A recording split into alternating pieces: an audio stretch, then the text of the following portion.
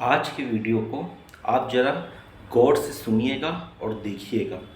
हो सकता है यह वीडियो थोड़ा लंबा हो जाए, लेकिन यदि आप इसे गौर से देखेंगे तो बहुत अच्छी बात मैं आपको समझाने वाला हूँ।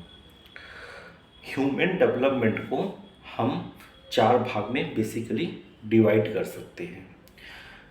इन्फेंट शिशु अवस्था, चाइल्ड, एडोलेसेंट और एडल्ट, ये चार स्टेज होती है जिसमें ह्यूमन डेवलपमेंट बहुत तेज़ी से होता है।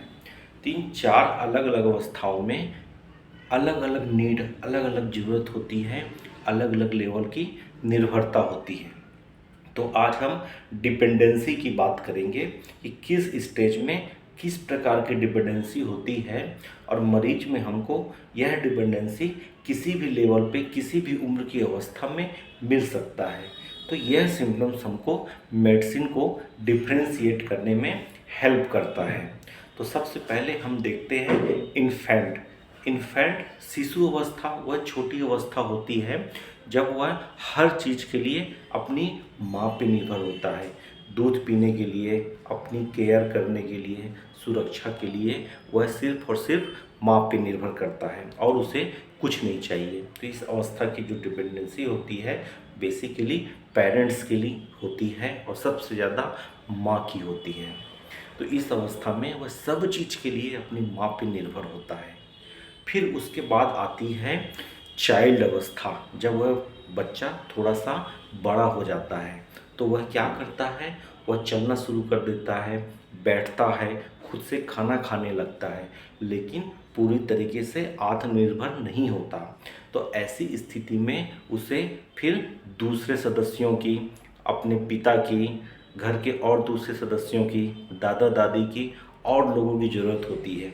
फिर वह और लोगों से घुलना मिलना शुरू होता है और इस अवस्था में सबसे बड़ी चीज़ होती है, उसे एक घर की ज़रूरत होती है जहाँ रह सके, उसका पालन पोषण हो सके, वह खेल सके।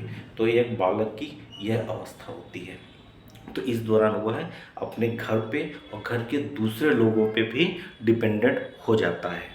उसके बाद का स्टेज आता है एडोलेसेंट की अवस्था। तो एडोलेसेंट अवस्था एक ऐसी अवस्था होती है जिसमें शरीर और दिमाग दोनों ट्रांसफॉर्म होता रहता है। तो इस अवस्था में बच्चों को या लोगों को किस चीज़ की ज़रूरत होती है, उसे नए साथी की ज़रूरत होती है, कुछ गाइडेंस की ज़रूरत होती है, मेंटर की ज़रूरत होती है और सबसे बड़ी किसी गुरु की ज़रूरत होती है जो उसे सही गलत बताए, निर्देश दे, निर्णय लेने में सहायता करे, सही या गलत समझाए। तो यह एक एडोलेसेंट का स्टेज होता है जब वहाँ गाइडेंस की ज़्यादा ज़रूरत होती है।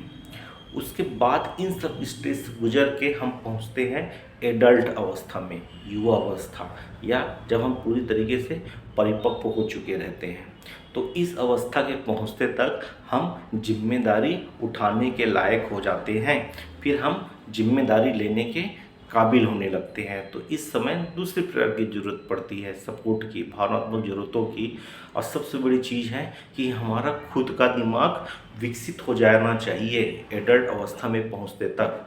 अगर जब यह विकसित नहीं हो पाता या हमारी समझदारी डेवलप नहीं हो पाती तो एडल्ट अवस्था में भी हमको दिक्कत महसूस होती है। अब आप सोच रहे होंगे इन सब चीज़ों का होम्योपैथी से कैसे कोरिलेट है। तो दोस्तों, होम्योपैथी में भी कुछ ऐसी मेडिसिन है जो इस लेवल की डिपेंडेंसी को शो करती है। जैसे सबसे पहले हमने बात किया इन्फेंट की। तो इन्फेंट स्टेज की जो अवस्थाएं होती हैं उसमें जो डिपेंडेंसी होती है वो मैग्नीशिया ग्रुप की मेडिसिन कवर करती है। जो मैग्नीशिया ग्रुप के जो पेशेंट्स होते हैं उनकी बेसिक नीड होती है कि उन्हें अपने पेरेंट्स का प्यार मिले, अपनी माँ का प्यार मिले, पिता का प्यार मिले, वह उनकी केयर चाहता है। लेकिन जब उसके साथ ऐसा नहीं होता है या उसे माँ बाप का प्यार नहीं मिलता है तो उसके अंदर ऑर्फेंजस फीलिंग आती है। ऐसी फीलिंग आती है कि जैसे मेरा कोई नहीं है, मेरी माँ नहीं है, मेरे बाप नहीं है, या मुझे कोई केयर करने वाला नहीं है। तो इस प्रकार की जो बेसिक नीड्स आती है, आदमी चाहे जिस अवस्था में भी रहे, जिस उम्र में भी रहे, लेकिन उनके अंदर इस स्तर की फीलिंग आ सकती है। तो अगर इस तरह के भाव हमको मिलते हैं तो हम मेडिसिन सेलेक्ट करने में हेल्पफुल होता है। तो अगर इस लेवल की फीलिंग आती है तो मे बी वह पेशेंट मैग्नीशिया ग्रुप का हो सकता है। दूसरी स्टेज हमने जो बताई चाइल्ड की, तो चाइल्ड को उसे क्या है, प्रोटेक्शन चाहिए, लोगों का साथ चाहिए, कंपनी चाहिए और सबसे बड़ी घर चाहिए, एक होम चाहिए, सुरक्षा के लिए चाहिए। तो इस प्रकार की जो सिक्योरिटी, प्रोटेक्शन, सपोर्ट जो ढूंढता है वो कैलकेरिया ग्रुप का होता है। तो इससे पहले मैंने भी बताया है कि कैलकेरिया ग्रुप के पेशेंट कैसे होते हैं, पिछले वीडियो में मैंने डाला है, यदि आप नहीं देखे होंगे तो आप ज़रूर देखिए। तो इस प्रकार की जहाँ डिपेंडेंसी दिखती है, जो प्रोटेक्शन के लिए, सिक्योरिटी के लिए यदि उसे ज़रूरत पड़ रही है तो एक कैलकेरिया ग्रुप का हो सकता है।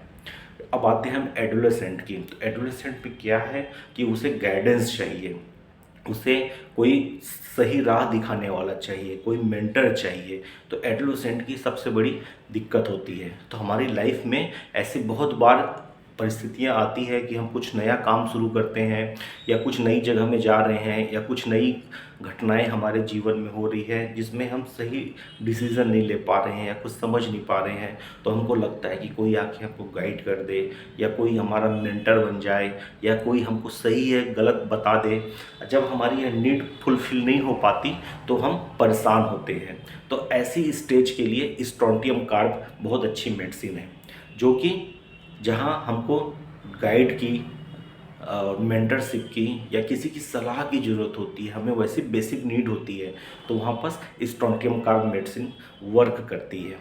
उसके बाद आता है एडल्ट स्टेज में। तो एडल्ट स्टेज में दिमाग जितना परिपक्व हो जाना चाहिए, अगर सब कुछ ठीक है तो आदमी नॉर्मल लाइफ में जी रहा है। लेकिन एक बराटा कार्ब हमारी ऐसी मेडिसिन है बराटा ग्रुप की, जिसमें एडल्ट होने के बाद भी उसका माइंड उतना ज़्यादा मैच्योर नहीं हुआ रहता है। तो बराटा कार्ब, इससे पहले भी मैं कुछ फोटोज़ में बताया हूँ कि जो बराटा कार्ब का पेशेंट है उसको आप ऐसा समझ सकते हैं कि एक एडल्ट बॉडी में बच्चे का दिमाग होता है। तो इसका मतलब क्या है कि वो बड़ा तो हो गया है, एडल्ट हो गया है, लेकिन अपनी जिम्मेदारी लेने की कैपेसिटी उसके अंदर नहीं है। तो वह रिस्पॉन्सिबिलिटी नहीं ले पाता या जिम्मेदारी से कोई काम नहीं कर पाता है। जैसे मेरे पास एक पेशेंट आया, उससे हमने पूछा कि बताओ तुम्हारी तकलीफ़ क्या है। तो वह तुरंत अपने साथ आए हुए लोगों को बोलता है कि बताओ मेरी तकलीफ़ क्या है। तो वह अपनी तकलीफ़ तक नहीं बता सकता। तो पूछने में क्या है कि क्यों ऐसा है, क्यों नहीं बता रहे हो, तो वह बोलता है कि मेरे बारे में मेरे से ज़्यादा अच्छा मेरा ये साथी बता पाएगा। तो इस तरीके का डिपेंडेंसी बराटा कार्ब में देखने को मिलती है कि उसका माइंड प्रोसेस नहीं हो पाता। स्ट्रोंटियम कार्ब में वह एक जगह जाके स्ट्रक हो जाता है कि हमें कुछ गाइडेंस मिल जाए, कोई मुझे सलाह दे दे, कोई मुझे सही गलत बता दे। ऐसी स्थिति में यदि उलझ रहा है तो स्ट्रोंटियम कार्ब है।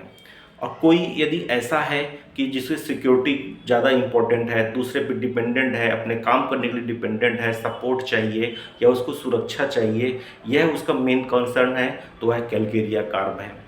यदि किसी को अपने पेरेंट्स को लेके कोई इशू आ रहा है कि मुझे कोई देख रेख करने वाला नहीं है, मेरी कोई केयर करने वाला नहीं है, या क्या बोलते हैं मुझे माँ की ज़रूरत है या मुझे माँ जैसे प्यार की ज़रूरत है, अगर ऐसी कहीं फीलिंग आ रही है तो वो मैग्नीशिया ग्रुप की मेडिसिन हो सकती है।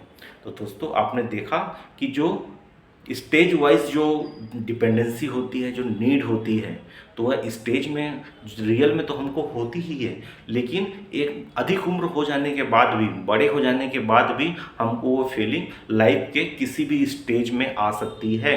तो जब बीमारी की अवस्था में हमको ऐसी डिपेंडेंसी, वैसे ही नीड्स दिखाई देती है, तो हम इसी डेवलपमेंट के आधार पे हम डिसाइड करते हैं कि पेशेंट किस ग्रुप की मेडिसिन का हो सकता है। तो हमें इस आधार पे भी मेडिसिन चुनने में हेल्प मिलती है। तो आपको यह जानकारी कैसी लगी आप हमें बताइएगा, और यदि कोई सवाल हो, यदि कुछ आप जानकारी और लेना चाहते हैं तो हमें बताएं, उस पर भी हम वीडियो बनाने की कोशिश करेंगे। Thank you.